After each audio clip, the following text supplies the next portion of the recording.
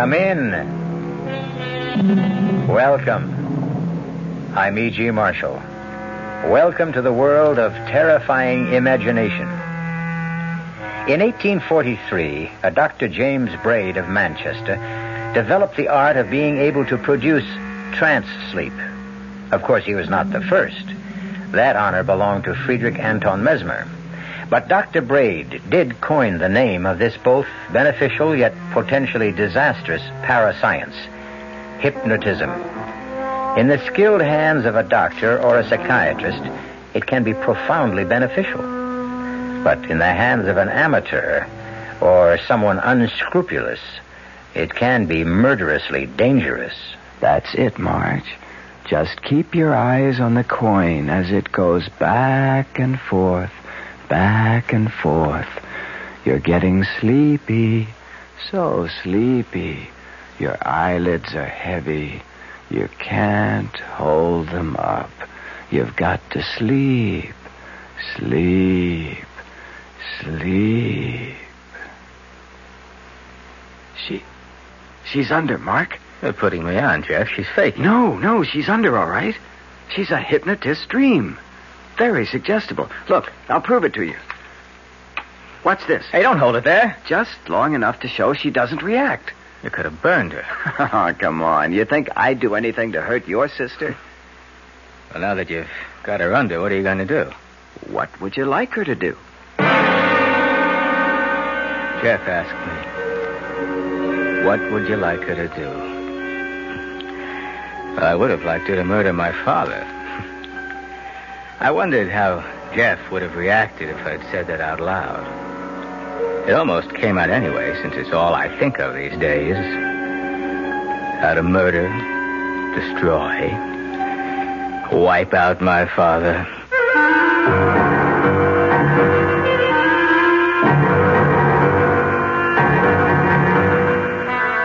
Our mystery drama, Murder with Malice, was written especially for the Mystery Theater by Ian Martin and stars Marcia Rod and Ira Lewis. It is sponsored in part by new sugar-free diet 7-Up and Buick Motor Division. I'll be back shortly with Act 1. When you feel like having a cold Budweiser, do you automatically reach for a glass? Well, sure, Bud's a great beer any way you drink it. But without a glass, you're really missing something. Now, take that wonderful Budweiser head of foam, for instance. Those bubbles, tiny though they are, still amount to something pretty special at the top of your glass. Taste appeal and eye appeal. Two results of exclusive beechwood aging and natural carbonation. It takes a lot longer to brew Budweiser that way, but brewing beer right does make a difference that you can taste. That's why, when you say Budweiser, you've really said it all. Anheuser-Busch, St. Louis.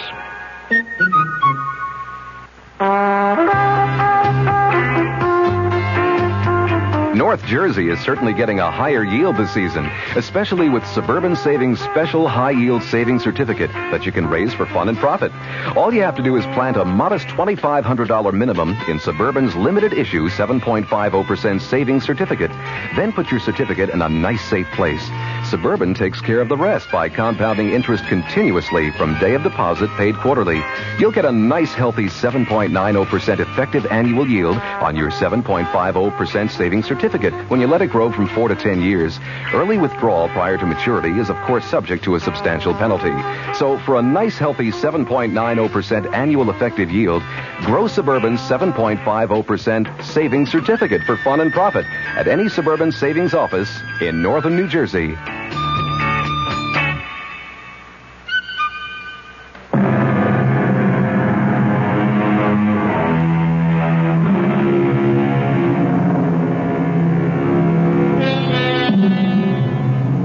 In Principles of Mental Physiology, Carpenter wrote, "The method of producing this state consists in the maintenance of a fixed gaze on a bright object placed somewhat above the line of sight.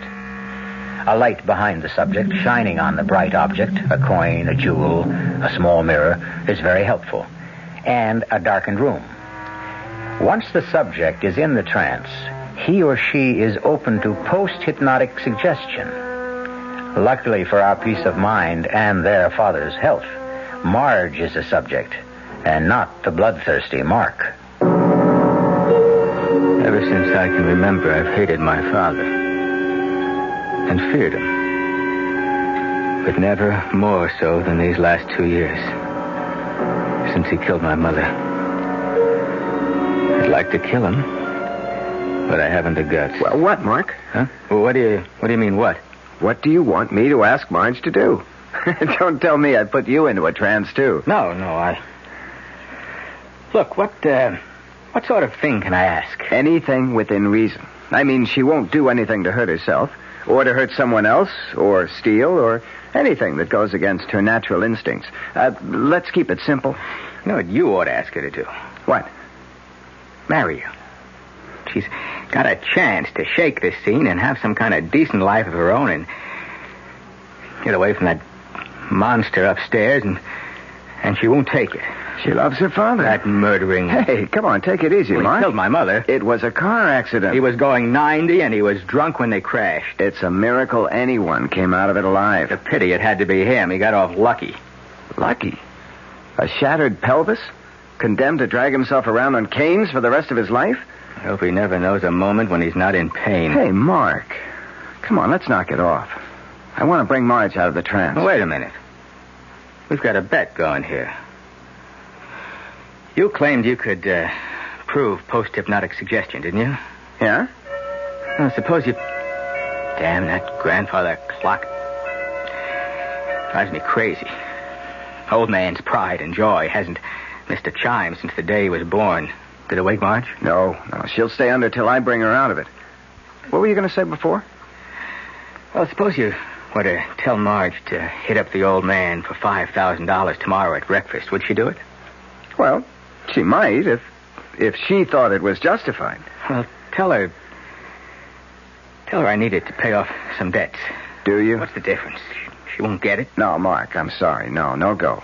Now, if you want Marge to try to get money for you, you ask her directly, when she's fully conscious. Like I figured, the two of you are just putting me on. Oh, no, I'll prove that to you. Marge? Yes? I want you to do something for me tomorrow morning. All right. What time's breakfast? 9 on the dot. Another of the old man's fetishes. Okay. Now, Marge, I want you to come down and be at the breakfast table at 2 minutes to 9 tomorrow morning. Then, when the clock strikes 9, on the last chime, no matter what's going on, you will say, "Hickory-dickory-dock. The mouse ran up the clock. The clock struck 9, and I feel fine. Hickory-dickory-dock." And you won't remember you said it. Will you do that? Yes? You won't forget. No. Now, you've been having a nice rest. But it's time to wake up and feel refreshed and relaxed. You will wake up when I say now. Now. I feel as if I... What are you staring at? The two of you. Jeff, did it work? Mm-hmm. What, you really put me under? For about 10 minutes. Oh, that's scary. You know, why, if you can make me draw a blank like that, you can make me do anything. Oh, no, don't worry. I couldn't make you do anything you didn't really want to. I should hope not. Where did you learn this handy little parlor trick? I once took some courses in parapsychology. Do you feel relaxed, Marge? Is your headache gone? I have to admit I do. And no headache. I really feel as if I'd had a whole night's sleep. You're a master magician. No, anyone can do what I did, provided he has the right subject, and that person is willing. Not that I'd advise it, though. It's a dangerous thing to fool around with. But, your friend uses it in his practice. Dr. Frank? Oh, yeah. Occasionally, if it's indicated. Actually, he's relatively conservative for a psychiatrist. I don't need him. Well, honey, I'd like to see you get rid of those headaches. I'm not a candidate for the couch yet. Well, I guess I'll hit the sack. Thanks for the fun and games. Good night. Night, little brother. Good night, Mark. Little brother? Didn't you ever know? I was the first twin to arrive. It's only one of Mark's resentments. He's the one who really needs analysis. Marge, Mark's problems are his own. Yours are something I want to see solved. I don't know why you waste your time with me. If I had any sense in this mixed-up noodle of mine, I'd marry you, have 4 children, and live happily ever after. But I just can't. Because you feel yourself tied to your father. I can't leave him alone, Jeff. I love him. I think, for your sake, Jeff, you'd better forget me. Will you do me one favor first? Will you just go to see Dr. Frank for a few visits? You think I'm that bad off? Well, Marge, you've been pretty mixed up ever since the accident. I know. Okay, Jeff. Maybe you're right. Let me think about it, and maybe I'll call your Dr. Frank tomorrow. Tomorrow? What is it, Jeff? Nothing. It isn't important. It'd be more complicated to undo than to do now. I'll call you then and explain. Morning, Mark. Morning, Dad. You're surprisingly early. Yeah, I wanted to ask you something. If it's money, no. Dad, I'm in bad trouble. Well, then dig yourself out.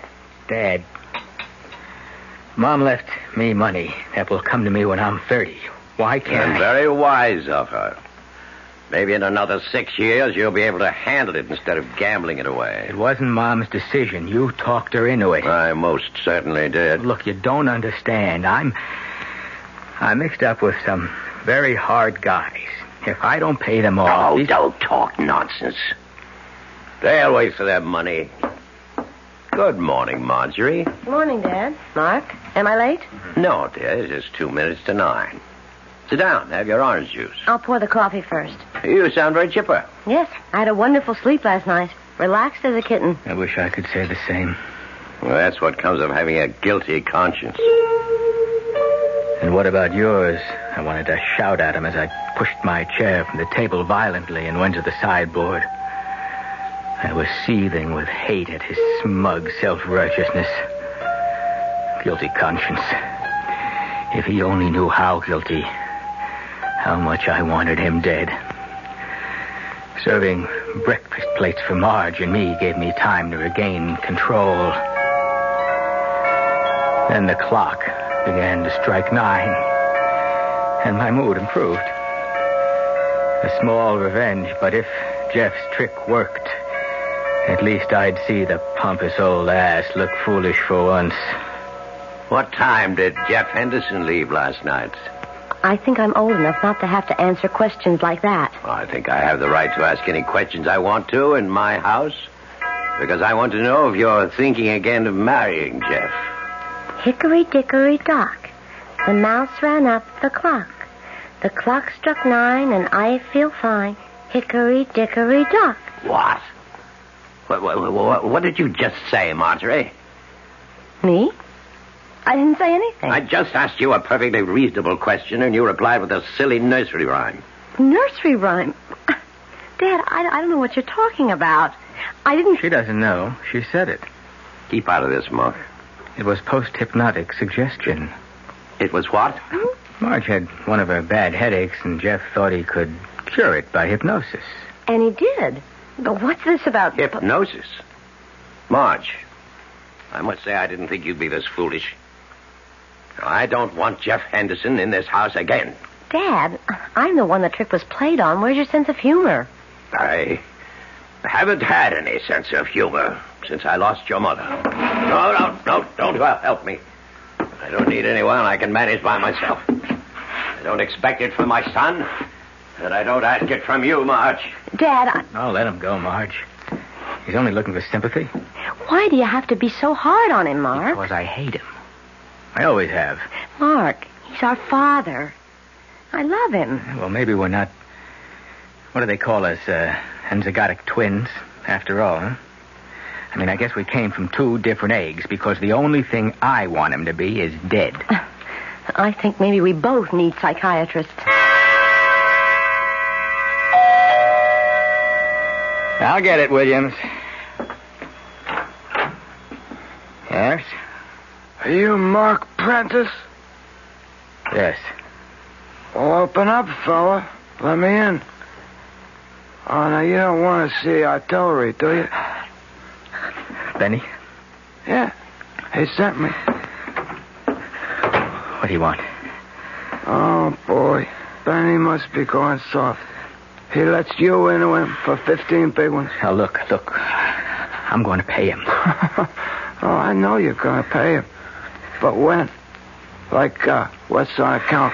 I haven't got anything right now, but Benny knows that I come into my own money when I'm 30. You got 2 weeks, fella. 2. For whole account. Otherwise, a couple of broken legs, a little treatment around kidneys, you carry the rest of your life. And we'd still be waiting for the payment. You get the message? I'm scared. And I've never been so scared in my life. And I'm caught. They mean business. And I'll never change my father's mind. I'm going to have to kill him. But how? How?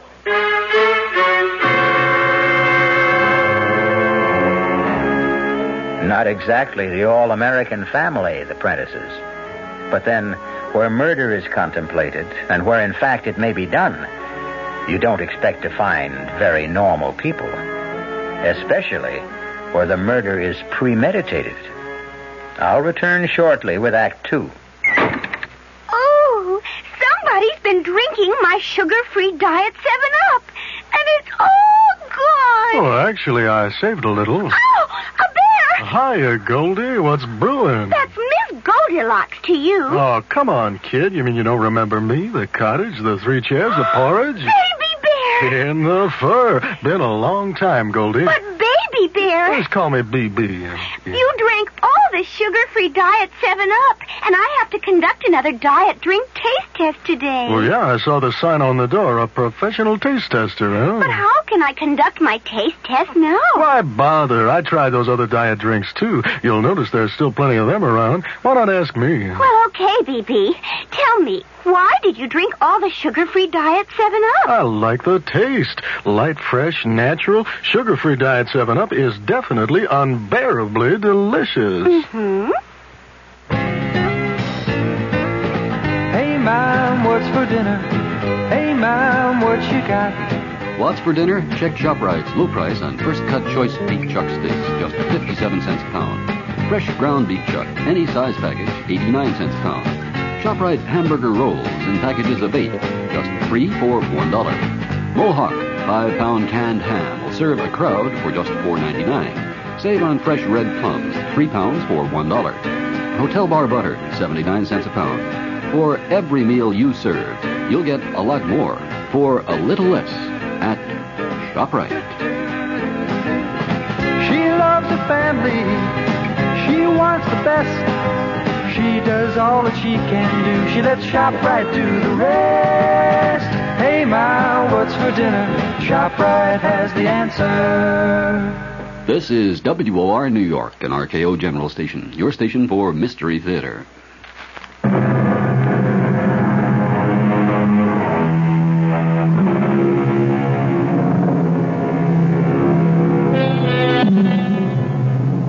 Almost 2 weeks have passed, and Mark has not been able to take any action towards solving his problems. Marge, at least under Jeff's urging, has had several sessions with Dr. Frank, and Harvey Prentice has continued to be himself, domineering, selfish, callous to any problems but his own. Mark? Yeah, Dad. What is it? Where the devil is Marjorie? I think she's with a psychiatrist. What does she need with a psychiatrist? You'll have to ask her that. Oh, not again. I trust she's not going to be late for dinner this time. Search me. Well, when she comes in, I'm in the study. Oh, by the way, I see you appear to be all in one piece. No bruises, no damage. Did you pay off your debts? No. Well, I told you nothing would happen. I've got 2 days left to come up with the money. Look, Dad. No. Not from me. Do you know that I'm scared to go out of the house? Has it ever occurred to you that you should and get a job? That's the way to pay your debts off. I couldn't pay my debts off with any job I can get. Perhaps you should have thought of that before you ran them up. Oh, it's easy to hate my father. And even the fact of murdering him would not be all that hard. It's just how to do it without being found out. It never occurred to me that my sister might provide the answer. Marge, Jeff, what are you doing here? I knew you had an appointment with Dr. Frank. I have the car, so I thought I'd wait and drive you home. I don't feel like talking, Jeff. Marge, I haven't seen you in almost 2 weeks. You won't even answer my phone calls. Are you mad at me? Not exactly. Is it that silly stunt I pulled with that post-hypnotic suggestion? No. It's ever since that evening. I know. All right. Let's get in the car and you can drive me home. Sure.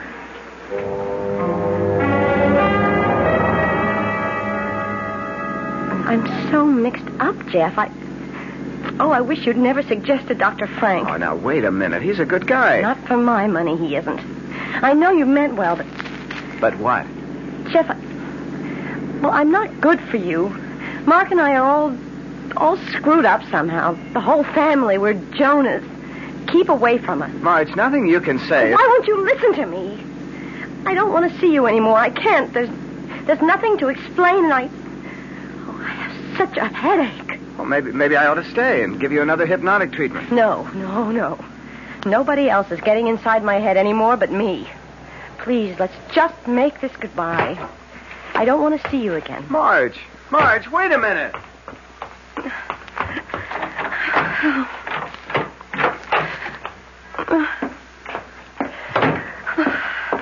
Hey, Marge. What goes? It's nothing. Just leave me alone. Okay. Play it your way. Oh, I'm sorry, Mark. I didn't mean to snap. It's just the top of my head's blowing off. I'm not going near that psychiatrist again. Oh, what's the panic? The things he keeps saying. I think he's the crazy one. How come? Well, I'm not going to go through all the double talk about the id and the superego and the ego, but what he finally got around to saying was that I was jealous of Mother. And because Dad put her first, I hated him and wanted him dead. Well, he's got the wrong twin. But how could he say such a thing to me when I literally gave up Jeff to take care of Dad? Search me. I mean, honestly, I thought that an Oedipus complex was strictly from the ancient Greeks and for doctors talking to each other.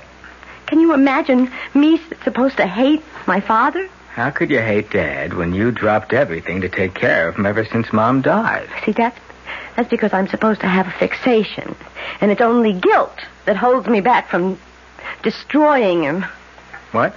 He says that deep down in my subconscious or whatever, I really want to commit murder. You sure you know what you're saying? I know what Dr. Frank said. That I'll never get rid of my headaches till I get rid of my guilt feelings. And to get rid of those, I'll have to kill him. Dad? That's right. Well, there's a quicker way to get rid of headaches than that. How? Well, get old Jeff back to hypnotize you again. No. Jeff and I are through. I told him that tonight.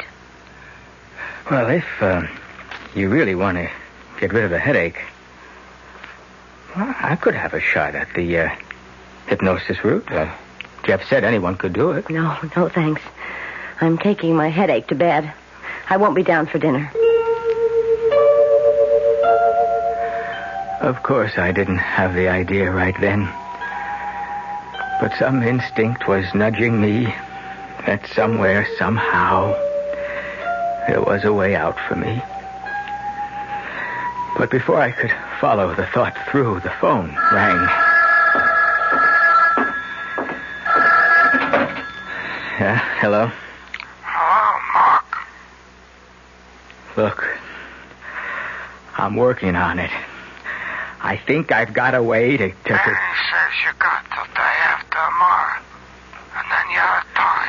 Well, maybe I could raise, You better raise it off, though. 'Cause that's when Uncle Benny's calling it in.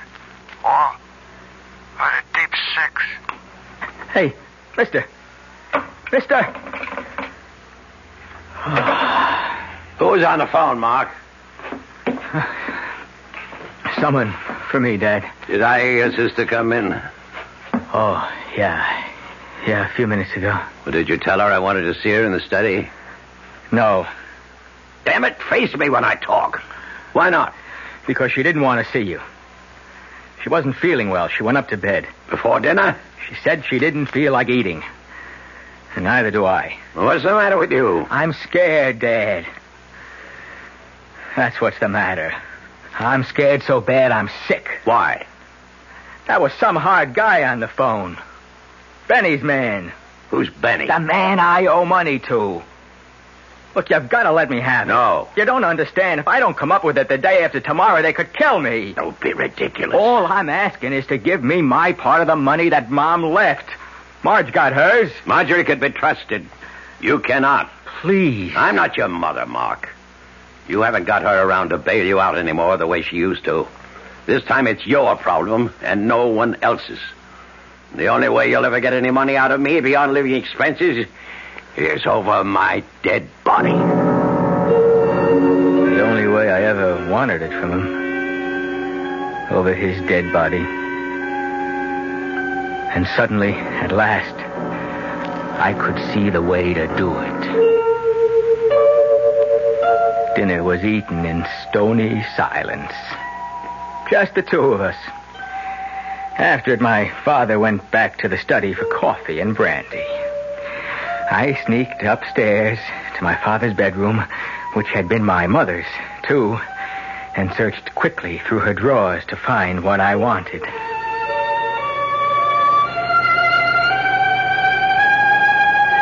The rest was waiting till my father was safely in bed for the night, and then moving quietly along the upstairs corridor to my sister's room. Who is it? Mark. May I come in? I suppose so. I knew you were up. I saw the light under the door. Dad came by to say goodnight an hour or so ago. I couldn't get back to sleep. What time is it? The witching hour. Midnight. Mind if I sit on the other bed for a moment? It's all right. My bed light in your eyes? No. It's just fine. How's the headache? Splitting. I wish I had some magic remedy. I just like to go to sleep tonight and never wake up again. No, you don't mean that. I do tonight. What's that swinging in your hand? That's a memento from better days. Remember, it's Mom's tic-toc watch. Oh, I haven't seen that in years. It's still so shiny. Where'd you get it? Oh, I've had it a while. Remember how when we were kids she used to put us to sleep with it? The tick-tock watch. Tick-tock, tick-tock, back and forth. My eyes used to get glued to it. Tick-tock, tick-tock, back and forth, till I began to get so sleepy. So sleepy. So sleepy. Sleep, Marge. Sleep. Keep your eyes on the watch. Yeah, your eyelids are getting heavy. Heavy. So heavy. You've got to sleep. Sleep. Sleep. Marge. Marge? I can't believe it. She can't feel the flame. Marge, you're asleep. But you can hear me. Yes. I hear you. Who am I? You're Mark. Am I your brother? Yes? Your twin? Yes? Do you know our father? Yes. How do I feel about him? You hate him. How do you feel about him? Marge, I asked you. How do you feel about him? I hate him too. Would you like to kill him? Yes. I've always wanted to. I want to kill him. I could hardly believe my luck. And just in time to save my neck. The perfect weapon for the perfect murder. My sister. But did I dare to use it? To hurt her instead of being hurt myself? What would they do to her? What would happen to her if I did what I was planning? And would it even work? What were the odds on the biggest gamble I would ever take in my life?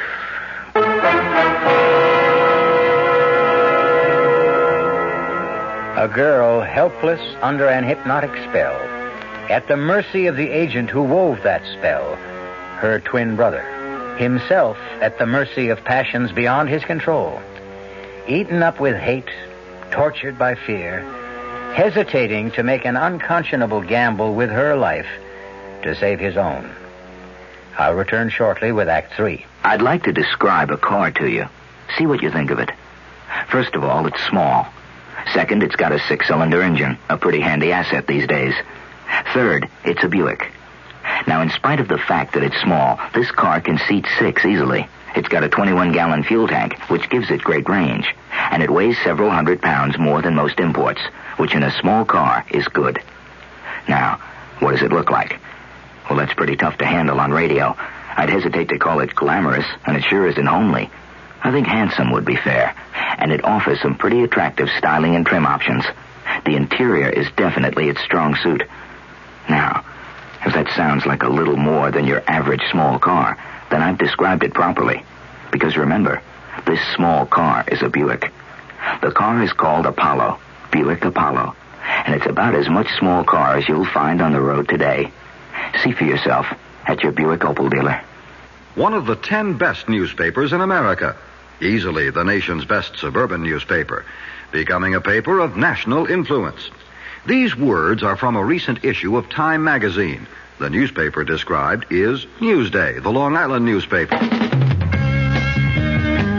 On the basis of editorial excellence, Time magazine selected the 10 newspapers in America that stand out above the rest.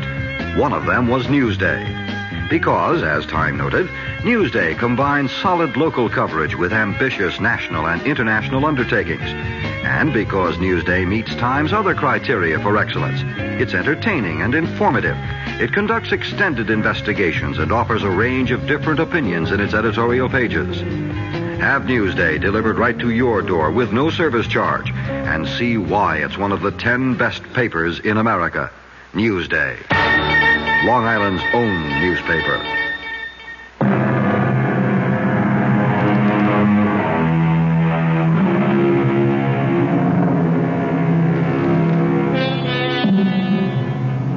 Marge lies still, her eyes wide open, but unseeing.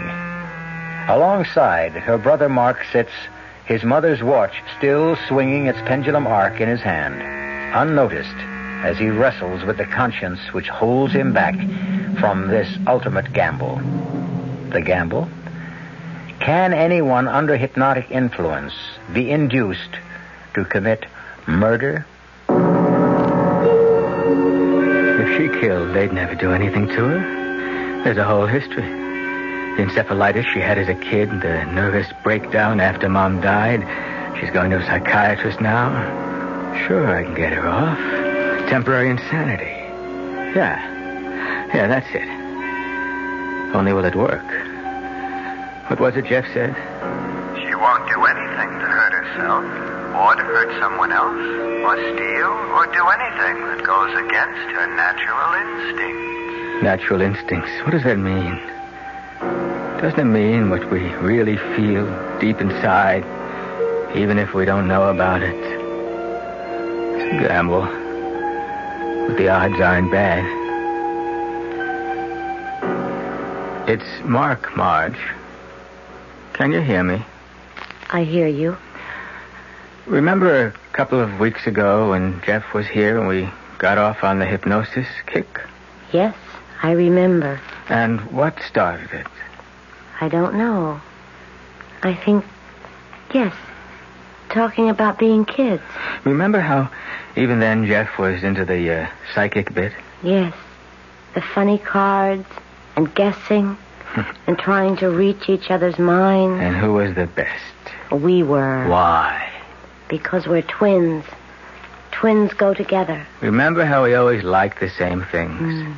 Mocha ice cream and rare hamburger, buttermilk, crazy things nobody else liked. We liked, just like we hated. What did we hate? You know. Coffee, half and half, and hot dogs without relish, and people who lie or cheat or murder. Murder? Like Dad. He killed Mother, didn't he? There was an accident. He was too drunk to drive the car. Didn't you hate him after the accident? I don't know. Don't you hate him now? Yes, I hate him. Would you like to see him dead? Would I? I would. And we're twins, remember? Yes, twins. We always think alike, right? We always think alike. I want to kill him. Don't you? I want to kill him. Then listen. Tomorrow night he'll go to bed early. He'll be fast asleep by 10 o'clock, you understand? Fast asleep by 10 o'clock. I can promise you that. I won't be here. But when the grandfather clock strikes 10, you're going to go to the dining room, right? When it strikes 10, I go to the dining room. In the sideboard drawer. You know which one. His dad's carving knife. The one he keeps honed to a razor's edge with the sharp point, remember? I remember. The carving knife. Right. And then go to his bedroom and plunge it into his chest. Listen to me, Marge. You'll be doing what you always wanted to do. You'll never have headaches anymore because the guilt will be gone. You'll be destroying him just as you've always wanted to do. Killing what you hate, what I hate. Killing all the hate in our hearts. You understand? When the clock strikes 10 tomorrow night, I am to get the carving knife and take it upstairs and plunge it into Dad until he is dead. And when you wake up in the morning, you won't remember any of this. I didn't sleep much that night, and next day was an endless nightmare. By the time dinner was over, I was a wreck. But the real strain was just beginning. No, it was no sweat to slip the barbiturate in Dad's coffee, and later to help him up to bed, half comatose, and get him settled snoring for the night. It was after the clock chimed 8:30 that I finally left the house to establish my own alibi. Stopping carefully, I might add, on the way out, to make sure the clock was wound, although my father was usually infallible in seeing that it never ran down.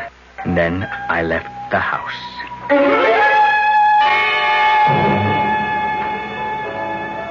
Hey, Mark. Sorry I'm a little late. Oh, just glad you're here. Have you eaten? Yeah. You? Oh, long time ago. I ordered some setups. Scotch okay with you? One drink. Just thought we might have a talk together. What time is it? Around 5 or so to 9. Well, what do you want to talk about? Marge. Well, now, that's my favorite subject. You aren't the bearer of good news by any chance? Good news? Well, that she's changed her mind about me and I might have some kind of a chance with her? Oh, that's something we might discuss, Jeff. Let's have another drink first.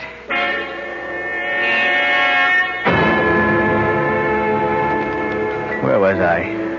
Don't you think you should go a little easy on the drinking, Mark? Hey, if I want to get drunk, I'll get drunk. Not with me, Buster. All right, okay, so I'm sober. Where was I? Well, you were trying to explain something about your sister, which is the only reason you're holding me. Oh, Oh, yeah, Marge, yeah. You know, you don't stand a chance as long as Dad's around. Yeah, I'm aware of that problem. Well, supposing it suddenly didn't exist anymore, supposing there wasn't my father. If that's your only question for the evening, maybe we ought to order another drink.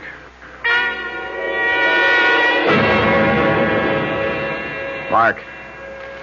Huh? Come on. What? Come on, I paid up. Let's get out of here. No, I can't. What time is it? It's after 10 o'clock. How much? It's 5-10 minutes after 10. That's not long enough. I got to stay here a while. Okay, suit yourself. I'm going home. Hey, we haven't finished talking. As far as I'm concerned, we have. I want to tell you about Marge. Look, whatever you had to tell me about Marge, if you ever had, it's too late for you to make any sense tonight. Either you come with me now and I'll drop you home, or stay. Get as stoned as you want. I gotta stay. Just a little longer. Doesn't matter anymore. My hands, my feet, everything seemed like lead from the moment 10 o'clock had passed. Before I'd been fired up, nervously tensed, hard put to act normal. Now the drinks meant nothing. I wanted to call it all back. I stumbled to my feet. I rushed out of the bar. In the cab back to the house, I had all sorts of fantasies. Sometimes when the clock got overwound, it would stop. If it hadn't struck 10, maybe my father was still alive. And the other fear, how did I expect my amateur hypnosis would work?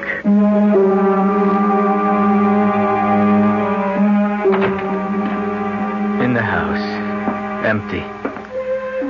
I was conscious of the echo of its sighs for the first time. Through the hall, up the big staircase, down the hall to my father's room. Everything seemed to echo.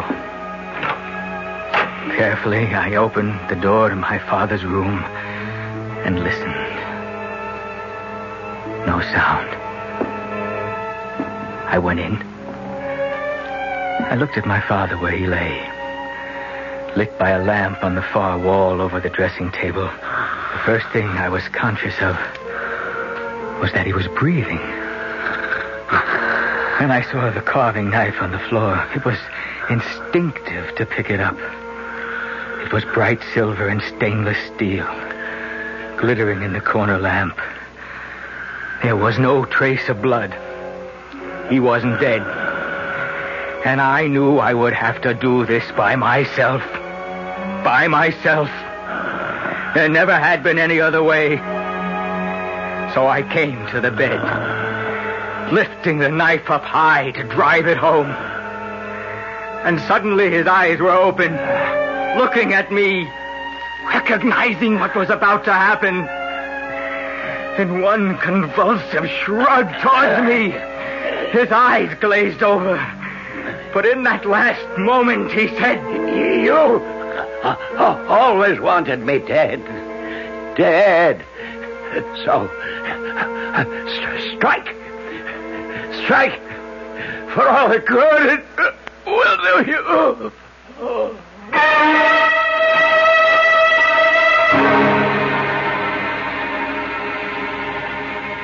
So he's dead, as you wanted him to be. I don't have to listen to you. Oh, yes, you'd better listen to me. What you tried to do to your sister is beyond belief. She hated my father as much as I did. Your thumbnail psychology is about as successful as what you know about hypnotism. Oh, you put Marge to the acid test, and your hypnotic suggestion worked just as you planned it, up till the last moment. How do you know? Because your sister ran to me for help. At the last moment, she couldn't force herself to turn against love. Not for this one man, or me, or you, but just the fact that she was human and normal, and hate was no part of her, but love was. So she dropped the knife and ran to you. Well, you dropped it too, didn't you? When it came to the test, you could no more strike than Marge. Could you? I'll never know. He died before I had the chance. A massive stroke had caused my father's death before I had a chance to kill him. But if I wasn't guilty in fact, I certainly was in intention. And to achieve his death, I would have tried anything within my power. I was lucky to get off scot-free, I thought.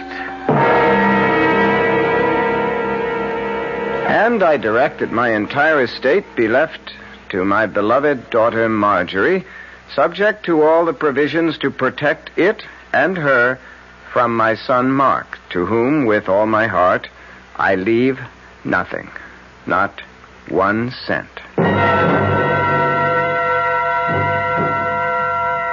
As attorney for the estate, Mark, I'm going to make sure your father gets his wish. Oh, sure, big deal. You figure to marry the heiress. I figure to protect Marge from you as long as I live. If I thought I could wring your neck by myself and get away with it, I'd be happy to do it. Luckily, I don't have to worry. No dough, brother. Not a penny. Go pay your debts.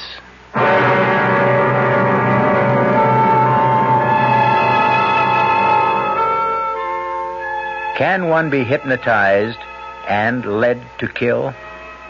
Certainly not from tonight's story, and highly doubtful, if not impossible, no matter who the subject might be. But just in case, I hope we have all learned that it is nothing to meddle with for the uninformed. Like all special areas in life, it should be used by the expert, only in cases of special need.